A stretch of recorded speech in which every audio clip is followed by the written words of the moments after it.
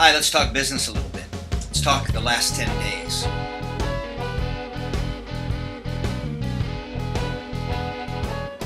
Now, I'm going to pretend I'm talking to you and all your staff. You're all seated here at the table.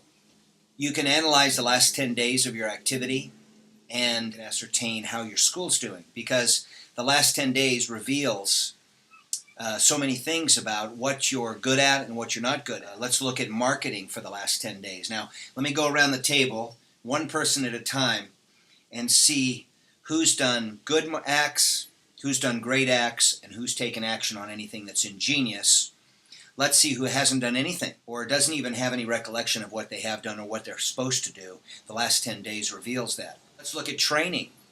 How many of you are training? Let's see how you're training and you're training and you're training. Because in the last 10 days, you could have had quite a number of sessions, yeah? Student retention.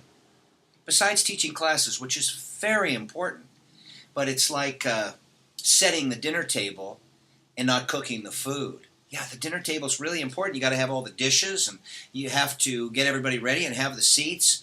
But if you only cooked half a meal or you didn't cook at all, it doesn't rate what you're looking for. Same thing with the school. You can teach classes, but if you're not paying attention to the other aspects of what's supposed to happen, it's not a complete meal. So let's go around the table. What have you done to affect retention? And you, and you, and you. Right? As far as retention, there are ones that are really easy to keep, students. There are ones that you're probably going to keep, and there are ones that you aren't probably going to keep, and then there are ones you just lose track of. Retention is so important to our cash flow and to our ability to get the results that we promised, yeah? That we're actually going to work some magic down there. Need to retain students for a long period of time. Look at the last 10 days at how you've eaten, at what you've been reading. Now, let me ask each one of you staff members, doesn't matter if you're 17 or 27 or 47, what are you reading? Where are your philosophers? Where are you garnering statistics that back up and support why you teach? And what have you studied in the last 10 days that make you a better teacher? Now, if you're a part of the 100 and you've been going through the what happens every day and then our library of materials, you've done a lot. Look at the last 10 days and see what it says about what you're doing.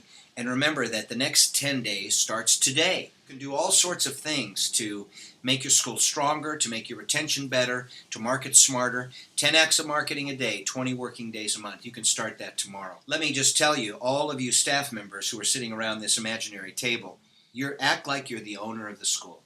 Don't wait to become an owner to put yourself on the line, to step up and say, okay, I've got to do this. Time now to manage yourself like you're making $150,000 a year, Don't wait and say, well, you pay me and then I'll start acting like it. You start acting like it now. Owners, same thing. Okay, end of lecture, yeah?